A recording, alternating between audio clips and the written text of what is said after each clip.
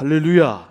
하나님의 은혜와 사랑을 찬양합니다. 깊어가는 가을밤에 우리 주님을 향한 저와 여러분들의 사랑도 깊어가는 복된 밤이 되시기를 예수님의 이름으로 축복합니다.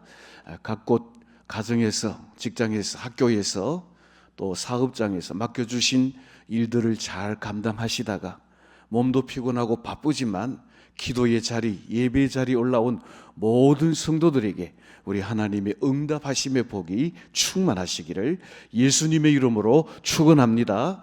저는 오늘 주신 이 본문의 말씀을 의지해서 행위를 통해 말씀하시는 하나님이라고 하는 제목으로 함께 말씀을 나누고 기도의 제목을 얻기를 원합니다. 조금 더 길게 말하자면 선지자의 행위를 통해서 예언하시는 하나님이라는 뜻이 되겠습니다.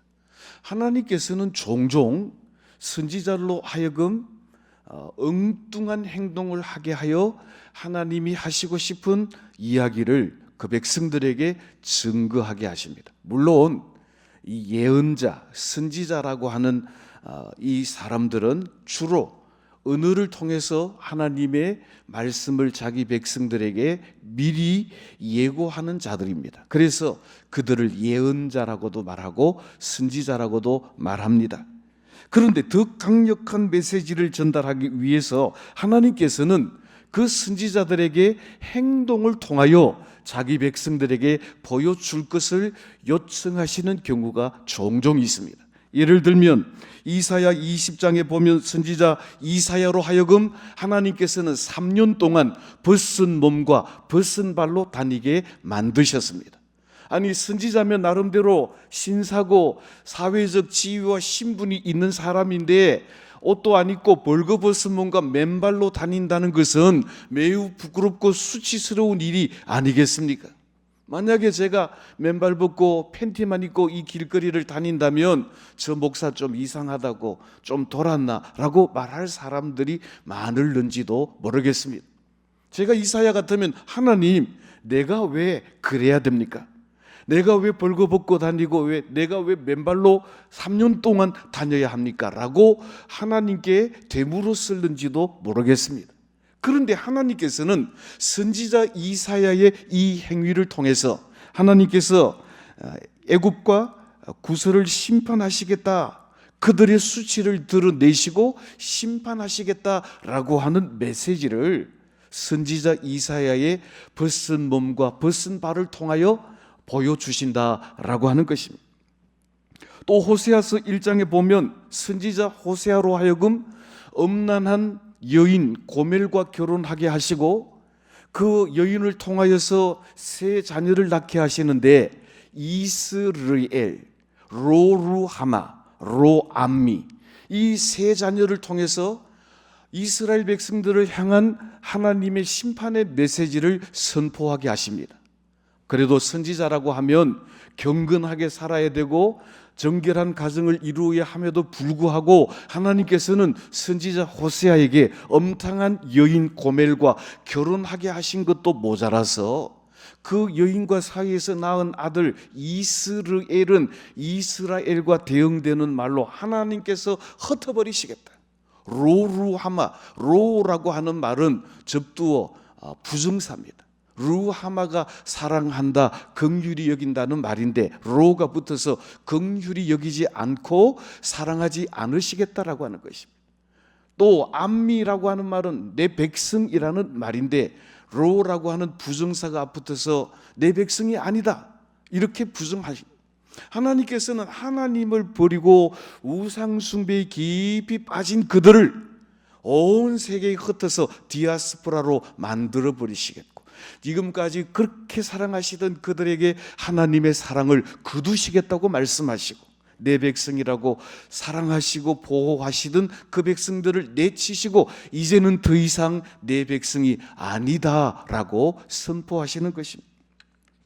에스겔서 3장에 보면 선지자 에스겔을 향하여서 하나님께서 주시는 두루마리를 집어 삼키라라고 말합니다.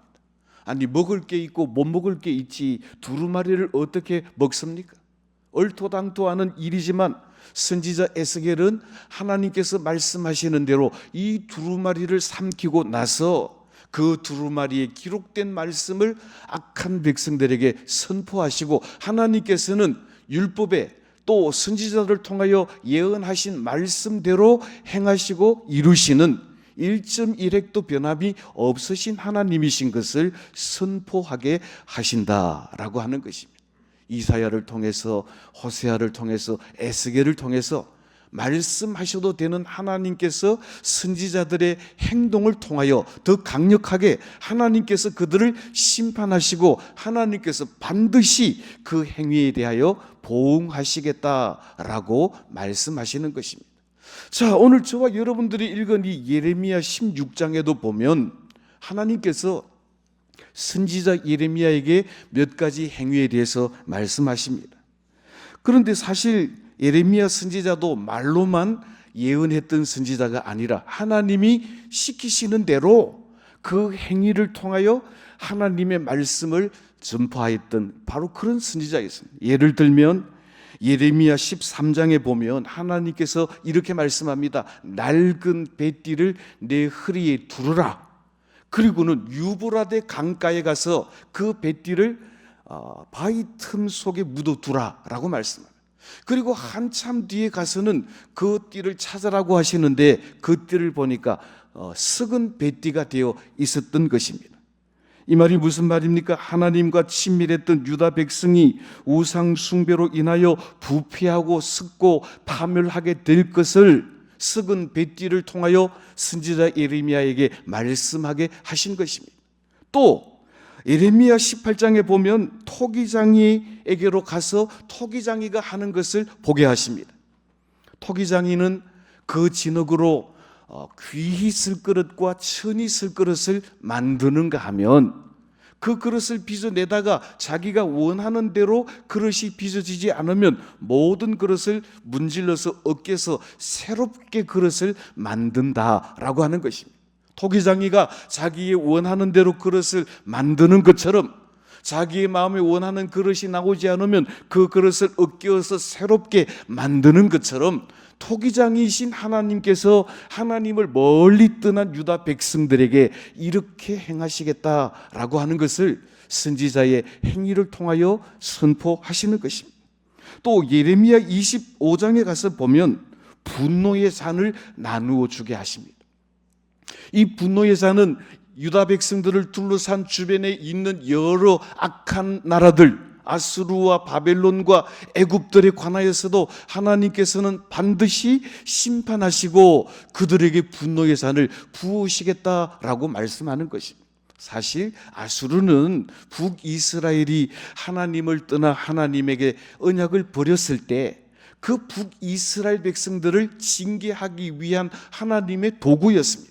사실 바벨론은 남유다가 하나님과 하나님의 언약을 버리고 우상 숭배할 때 그들을 징계하시기 위하여 준비했던 몽둥이였습니다. 그런데 지팡이와 몽둥이들이 자기들이 마치 주권자이거나 하나님인 것처럼 교만할 때 하나님께서는 하나님의 백성들을 심판하고 징계했던 지팡이와 몽둥이가 되던 아수르와 바벨론과 애굽도 다 징계하시고 심판하시는 하나님이신 것을 보여주고 있다라고 하는 것입니다. 또 예레미야 27장에 가서 보면 예레미야로 하여금 멍에를 매게 하십니다.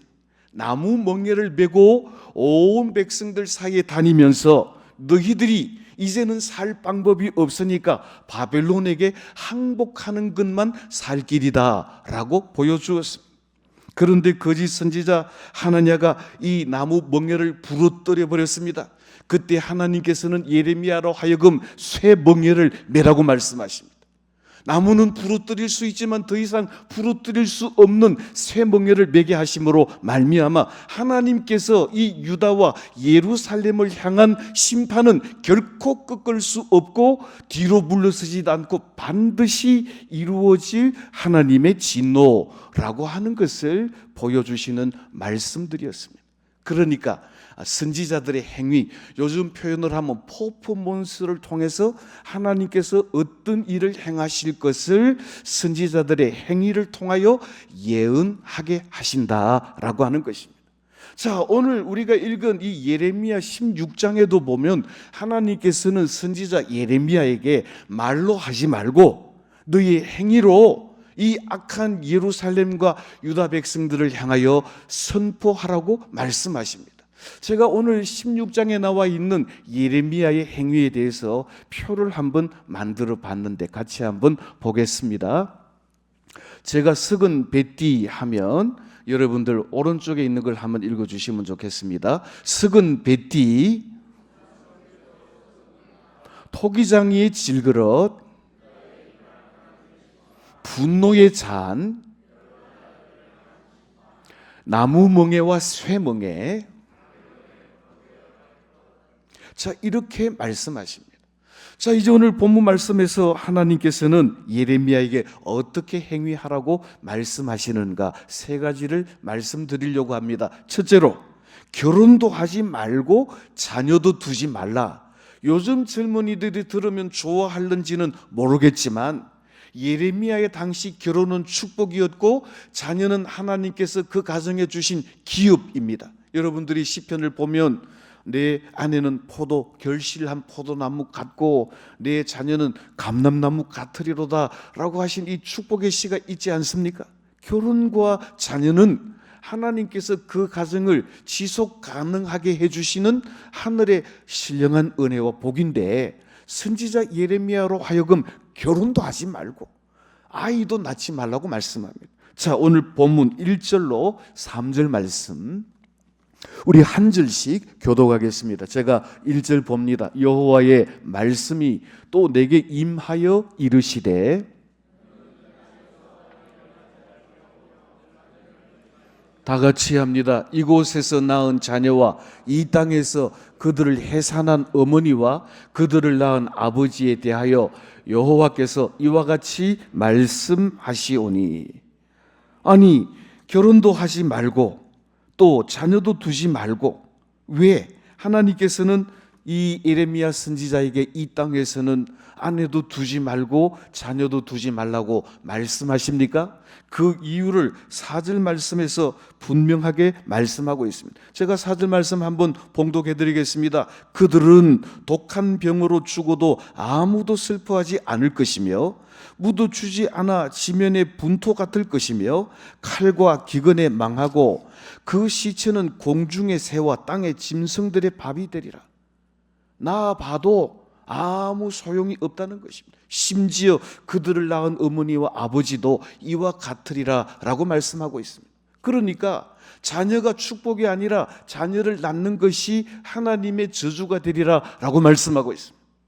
오늘 3절 말씀에도 뭐라고 말합니까? 이곳에서 낳은 자녀와 이 땅에서 그들을 해산 어머니와 그들을 낳은 아버지에 대하여 독한 병으로 죽고 아무도 슬퍼하지 아니하고 묻어줄 사람도 없고 심지어 칼과 기근에 망하고 죽은즉 하늘의 새와 땅의 짐승들이 그들의 시체를 뜯어먹는 그야말로 저주스러운 모습을 보여주고 있다는 것입니다.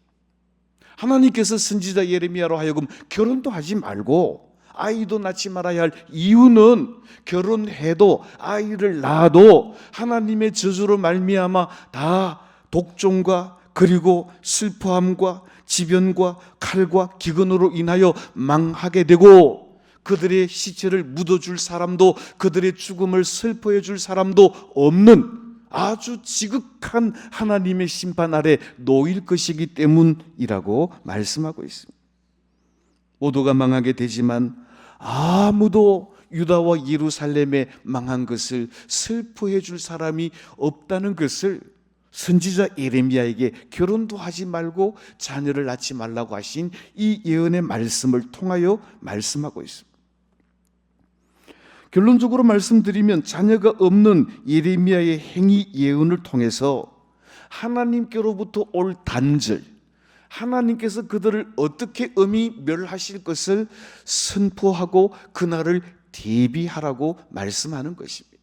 사랑하는 성도 여러분, 결혼이 축복이고 자녀가 복인데 이것이 저주가 되고 하나님의 심판이 되는 날은 하나님의 저주가 임하게 될 날인데 그 일들을 예고하라고 말씀하시는 것입니다.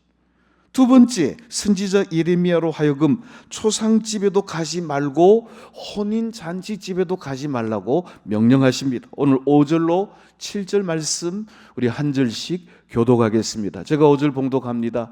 여호와께서 이와 같이 말씀하시되 초상집에 들어가지 말라. 가서 통곡하지 말며 그들을 위하여 애곡하지 말라.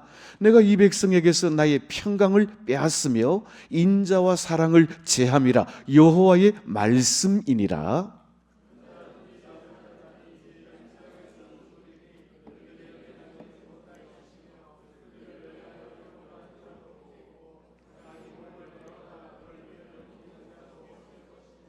아멘. 자, 7절 같이 읽겠습니다. 그 죽은 자로 말미암아 슬퍼하는 자와 떡을 떼며 위로하는 자가 없을 것이며 그들의 아버지나 어머니의 상사를 위하여 위로의 잔을 그들에게 마시게 할 자가 없으리라. 아멘. 5절로 한 번 더 돌아가시기를 바랍니다. 5절에 뭐라고 말씀하시는가 하면 선지자 예레미야에게 초상집에 들어가서 통곡하거나 애곡하지 말라. 그 이유는 하나님께서 그들에게서 평강을 빼앗았고 하나님의 인자와 사랑을 그들에게서 제하여 버렸기 때문에 아까 4절에서 말씀드린 것처럼 독한 병으로도 죽고 심지어는 칼과 기근에 망하고 그들이 죽은 즉 하늘의 새와 땅의 짐승들이 뜯어먹는 그야말로 지극히 슬프고 그렇게 하나님의 저주 가운데 놓이게 되었으므로 그들의 죽음을 슬퍼하지 말라라고 하는 것입니다. 사랑하는 성도 여러분, 이와 같은 심판이 어디 있습니까? 이와 같은 저주가 어디 있습니까?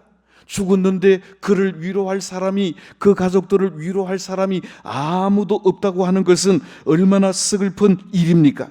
하나님의 언약을 버리고 바알과 아세라를 섬긴 소위 말로는 하나님의 백성이라고 말하지만 그들의 실제적 삶으로는 이방 우상의 백성이었던 그들을 향하여 하나님의 인자와 하나님의 긍휼하심을 거두고 난 이후에 그들은 비참한 멸망과 죽음 아래 놓이게 될 것을 말씀하고 있다라고 하는 것입니다. 하나님의 평강과 인자하심과 긍휼하심을 제하여 버릴 때에 유다 백성들과 예루살렘 백성들만 그러하겠습니까? 오늘 이 밤에 예배 드리는 저와 여러분들, 저를 한번 따라 하십시다. 하나님의 은혜가 아니면 나는 아무것도 아닙니다. 오늘 이 밤 하나님께서 우리에게 주신 은혜를 거두어 가시면, 오늘 이 밤 우리를 향한 하나님의 인자하심과 하나님의 긍휼하심을 거두어 가신다면 그 누가 하나님 앞에 쓸 자가 있겠으며 그 누가 하나님의 자녀라고 말할 자가 있겠는가라고 하는 것입니다. 왜 유다 백성들과 예루살렘 백성들에게 이와 같은 일이 닥치게 되었습니까? 하나님께서는 왜 결혼도 하지 말게 하시고 자녀도 두지 말게 하시고 그리고 초상집에도 가서 애곡해 하지 말라고 말씀하십니까? 하나님께서 그들을 멸망의 제물로 삼으셨고 하나님께서 그들에게 주신 평강과 긍휼과 인자하심을 거두어 버리셨기 때문이요, 그들이 하나님을 멀리 떠난 우상 숭배자가 되었기 때문이라고 하는 것입니다.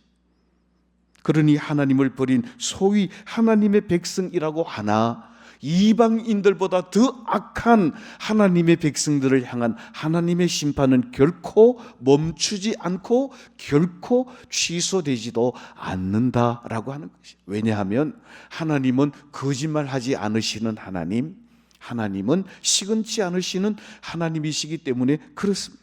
그뿐만 아닙니다. 오늘 세 번째로 혼인집에도 가지 말라고 금하십니다. 오늘 보면 8절과 9절 말씀 우리 한 절씩 교독하겠습니다. 제가 8절 봅니다. 너는 잔치집에 들어가서 그들과 함께 앉아 먹거나 마시지 말라.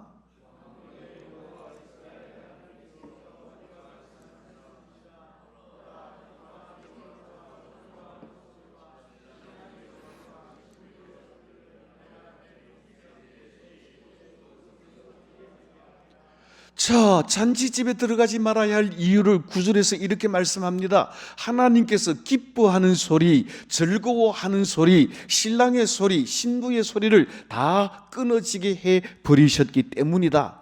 지금 나라가 망해서 모두가 다 기근과 전쟁으로 인하여 죽어나가는데 거기에 살아남아서 잔치할 사람, 결혼할 사람이 어디 있겠는가라고 하는 것입니다. 하나님을 버린 하나님의 백성들, 하나님을 떠난 하나님의 백성들, 하나님의 언약을 버린 하나님의 백성들을 향하여 하나님께서 그들에게 주신 평강과 인자와 긍휼과 기뻐하는 것과 즐거워하는 것을 거두어 가실 때 그들에게는 눈물과 슬픔과 고통만 남게 될 것이다 라고 말씀하고 있습니다. 예레미야 7장 29절 말씀에 이렇게 말씀합니다. 너는 머리털을 베어버리고 벗은 산 위에서 통곡할지어다. 여호와께서 그 노하신 바 이 세대를 끊어버리셨음이로다. 할렐루야. 사랑하는 성도 여러분, 하나님의 엄청난 심판의 메시지입니다. 이 세대를 끊어버렸기 때문에 결혼할 자도 없고 통곡할 자도 없고 기뻐할 자도 없고 즐거워할 자도 없게 해주시겠다고 하시는 하나님의 심판의 메시지를 선지자 예레미야의 행위 예언을 통하여 말씀하고 있는 것입니다. 자, 선지자 예레미야를 통하여 이렇게 예언하신 것처럼 유다와 예루살렘은 느부갓네살 왕에 의해서 멸망당하고 포로로 끌려갔는데 그들이 포로로 끌려가서 바벨론 땅에서 얼마나 피눈물을 흘리면서 하나님을 향하여 울부짖으면서 회개 기도를 했는지 모릅니다. 그 현장을 우리 함께 보시겠습니다. 시편 137편 1절로 6절 말씀인데요, 한 절씩 교독하겠습니다. 여러분들 시간 되시면 8절까지 집에 가셔서 다 보시면 좋겠습니다. 차분하게 한 절씩 교독합니다. 제가 1절 봅니다. 우리가 바벨론 여러 강변 거기 앉아서 시온을 기억하며 울었도다.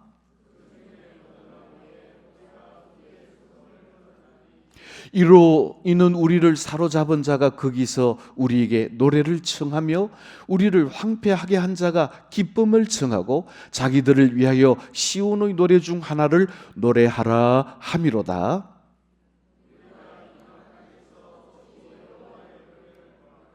예루살렘아, 내가 너를 잊을진데 내 오른손이 그의 재주를 잊을지로다.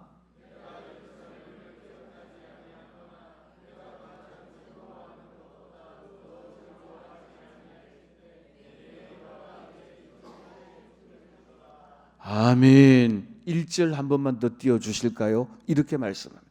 우리가 바벨론의 여러 강변 거기에서 그발강가에서 눈물을 흘리면서 유보라된 가까이서 눈물을 흘리면서 하나님을 향하여 선지자 예레미야를 통하여 이 백성들을 회복시키신다고 하나님께서 약속하신 그때가 언제입니까? 목 놓아 눈물을 흘리며 기도하고 하나님의 때를 기다리는, 회개하는 것이.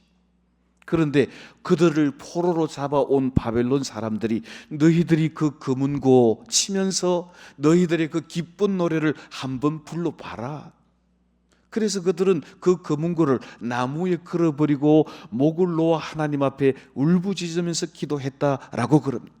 사랑하는 성도 여러분, 하나님께서 선지자 이사야를 보내셨어. 하나님께서 선지자 예레미야를 보내셨어. 하나님께서 선지자 미가와 호세아를 보내셔서 그 백성들을 향하여 여호와께로 돌아오라, 하나님의 언약 안으로 돌아오라고 선포하고 애타게 간곡하게 그들을 권면했지만, 심지어는 하나님의 심판이 곧 임박하리라고 선포했지만 끝끝내 하나님의 말씀을 듣지 아니하고 오늘 본문 말씀과 같이 결혼도 하지 아니하고 아이도 낳지 아니하며 초상집에도 가지 아니하고 결혼하는 집에도 가지 아니하며 이런 일들이 너희에게 있으리라고 선지자 예레미야가 행위 예언을 통하여서 그들에게 간곡하게 선포했음에도 불구하고 끝끝내 여호와께로 돌아오지 않은 그들은 하나님의 심판으로 말미암아 바벨론의 포로가 되어가서 70년 때가 차기까지 울며 불며 고통하는 날이 이르게 되었다라고 하는 것입니다. 저는 오늘 이 본문 말씀을 보면서 참 희한했어요. 아니, 선지자 예레미야가 그렇게 자기 백성들의 구원을 위하여 애쓰던 선지자인데 하나님이 그렇게 하라고 말하면, 하나님, 내가 왜 그래야 됩니까? 하나님, 이 백성들에게 정말 그렇게 하시겠습니까?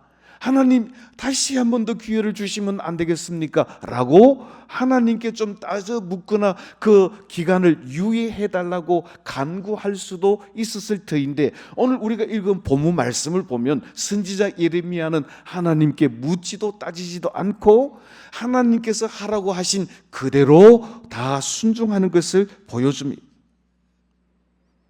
이것은 바로 하나님의 심판의 명령이 확실하게 그대로 이루어질 것을 우리에게 보여주시는 말씀인 것입니다. 그럼 도대체 무슨 이유로 하나님의 백성인 유다와 예루살렘 백성들이 이렇게 모진 고난과 고통을 겪어야 합니까?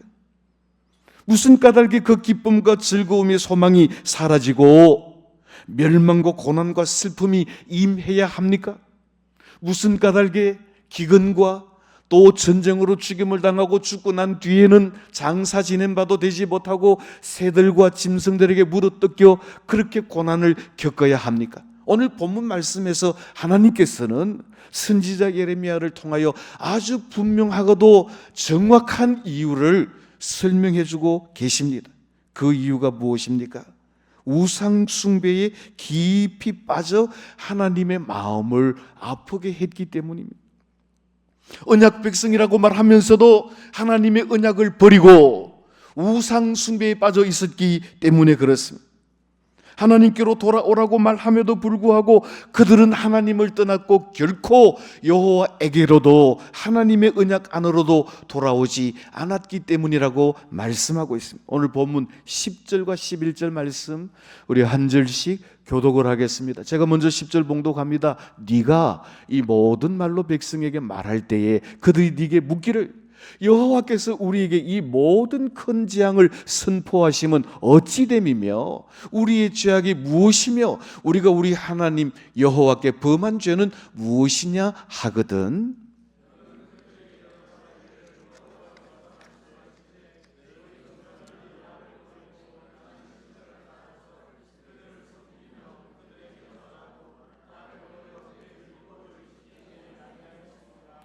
아멘. 오늘 10절 말씀해 보니까 유다 백성들이 두 가지 질문을 하고 있습니다. 여호와께서 우리에게 이 모든 큰 재앙을 선포하심이 웬일이며 도대체 우리가 이런 큰 재앙을 받을 만한 무슨 죄악이 있느냐라고 엉뚱하게도 선지자 예레미야에게 이렇게 반문하거든. 11절 말씀에 그들의 죄악은 여호와 하나님을 버리고 다른 신들을 섬겼으며 그들은 여호와의 율법을 버리고 이방의 관습을 따랐기 때문이라고 말씀하고 있습니다. 그래서 선지자 예레미야는 하나님께서 그의 행동을 통하여 하나님께서 그 백성들을 얼마나 미워하시며 하나님께서 그 백성들을 향한 심판의 열의가 얼마나 뜨거운가를 분명하게 보여주고 있습니다. 결혼도 하지 말고 자식도 낳지 말고 초상집에도 가지 말고 혼인집에도 가지 말고 하나님으로부터 단절되고 다음 세대가 끊어지는 그런 아픔을 겪게 하시겠다고 말씀하시는 이유가 하나님은 하나님의 영광을 다른 우상에게 빼앗기기를 결코 원치 않으시기 때문에 그렇습니다. 그래서 이사야 선지자는 이사야 43장 21절 말씀에 이 백성은 내가 나를 위하여 지었나니 나의 찬송을 부르게 하려 함이라 라고 말씀하고 있습니다. 사랑하는 성도 여러분, 오늘 이 밤 저와 여러분들이 하나님의 기쁨이 되고 하나님의 언약 백성이 되고 하나님의 약속하신 모든 복을 누리는 축복의 주인공이 되기를 원한다면 오늘 우리는 하나님을 찬송하는 찬송의 자리에서 하나님께서 우리에게 주신 말씀의 언약의 자리에서 하나님의 기쁨이 되고 뒤를 돌아보지 아니하며 앞으로 하나님을 바라보고 천성을 향하여 믿음의 다름질을 할 수 있는 믿음의 순례자들이 다 되시기를 예수님의 이름으로 축복합니다. 하나님께서 그들을 심판하시는 이유에 관하여서 예레미야 7장 26절 이렇게 말씀합니다. 우리 한 목소리로 봉독하겠습니다. 너희가 나에게 순종하지 아니하며 귀를 기울이지 아니하고 목을 굳게 하여 너희 조상들보다 악을 더 행하였느니라. 아멘. 자 보십시오. 순종하지 아니한 것, 귀를 기울이지 아니한 것, 목을 곧게 한 교만함이 하나님의 심판이라고 말합니다. 선지자 사무엘이 사울을 향하여 말합니다. 순종이 제사보다 낫고 여호와의 말씀이 들음을 그 기름보다 더 낫다라고 말씀합니다. 사랑하는 성도 여러분, 이사야 55장 3절 말씀에 너희는 여호와께 나와 그 말씀을 들으라 그리하면 너희가 살리라 라고 말씀합니다.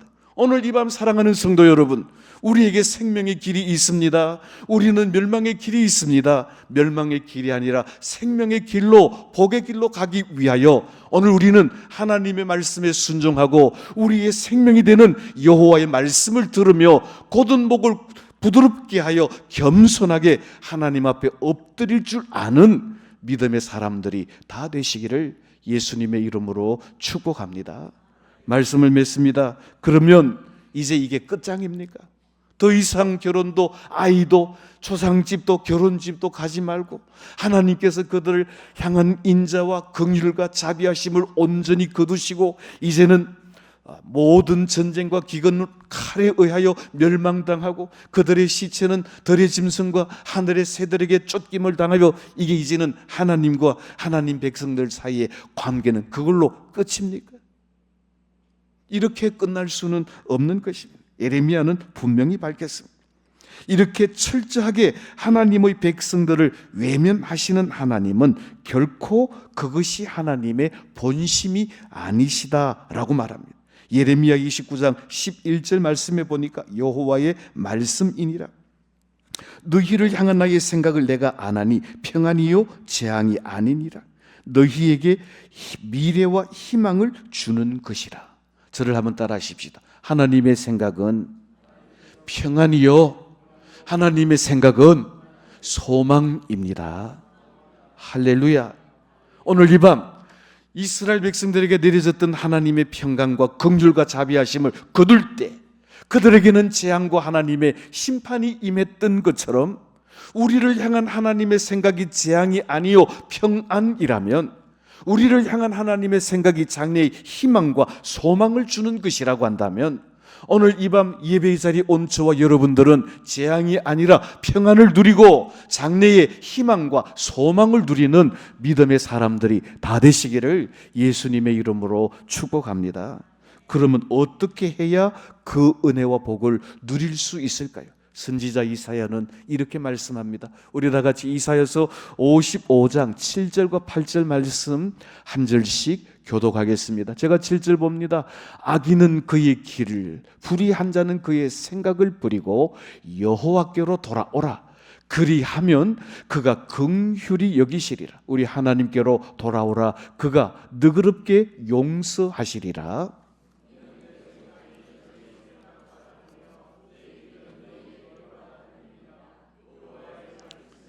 아멘. 여호와의 말씀이라고 말씀한 후에 여호와께로 돌아오라. 그리하면 긍휼히 여기시고 여호와께로 돌아오라. 그리하면 모든 죄악을 용서하시리라고 말씀하고 있습니다. 저를 한번 따라하십시다. 여호와께로 돌아가야 살 길이 있습니다. 다시 한번 더 하십시다. 말씀으로 돌아가야 생명이 있습니다. 오늘 선지자 이사야를 통하여 여호와께로 돌아오라 그리하면 여호와께로 돌아오라 그리하면 너희에게 생명과 평강을 주시겠다고 말씀하신 이 말씀이 이사야 선지자 한 사람의 예언이 아니라 스가랴 선지자도 스가랴 1장 3절 말씀에서 이처럼 이르시되 너희는 내게로 돌아오라 만군의 여호와의 말이니라 그리하면 내가 너희에게로 돌아가리라. 만군의 여호와의 말씀이니라. 다시 하십시다. 따라 하실까요? 내게로 돌아오라. 그리하면 너희에게로 돌아가리라. 만군의 여호와의 말씀이라 그랬습니다. 사랑하는 성도 여러분, 오늘 우리 믿음의 지표를 한번 확인하십시다. 나는 이 말씀에서 우리 주님의 십자가로부터 하나님으로부터 얼마나 멀리 떨어져 나와 있는지 오늘 또 선지자를 통하여 여호와께로 돌아와야 살 길이 있고 여호와께로 돌아와야 평강이 있고 여호와께로 돌아와야 하나님께서도 우리에게로 돌아오시겠다고 약속하시는 이 말씀을 보면서 우리는 얼마나 여호와께로 돌아갔는가, 우리는 얼마나 하나님의 말씀으로 돌아왔는가 점검하면서 오늘 이 밤 저와 여러분들이 여호와께로 돌아가고 오늘 이 밤 저와 여러분들이 하나님의 생명의 말씀으로 돌아가는 축복의 밤이 되시기를 예수님의 이름으로 축원합니다. 말라기 선지자도 말라기 3장 7절에서 이렇게 선포합니다. 예레미야와 동일한 말씀으로 그런즉 내게로 돌아오라 그리하면 너희에게로 돌아가리라 말씀하고 있습니다. 예레미야 29장 11절에서 너희를 향한 나의 생각은 재앙이 아니요 평안이라고 말씀하신 하나님께서 12절과 13절에서 이렇게 말씀합니다. 뭐라고 말씀합니까? 여호와께로 돌아온 백성들이 여호와께 부르짖어 기도하면 반드시 하나님께서 그 기도를 들으실 것이요 여호와께로 돌아온 백성들이 하나님을 찾으면 하나님이 반드시 만나 주시겠다라고 말씀하고 있습니다. 우리는 하나님은 여기 계신데 뒤돌아서서 저쪽으로 가면서 하나님을 찾으면 하나님을 만날 길이 없습니다. 우리가 돌아서야 하나님을 만날 수 있다는 것입니다. 하나님은 여기 계신데 우리가 저쪽을 향하여 아무리 부르짖어도 하나님께 응답이 되지 않는 까닭은 우리가 여호와께로 돌이키지 않은 까닭이었습니다. 우리는 여호와께로 돌아와 여호와께 부르짖어 간구할 때 그 기도를 응답하시겠다고 약속하십니다. 오늘 저와 여러분들이 여호와께로 돌아감으로 저주가 축복이 되고 재앙이 평안이 되는 이 기적을 누리는 축복의 주인공들이 다 되시기를 예수님의 이름으로 축복합니다. 기도하겠습니다.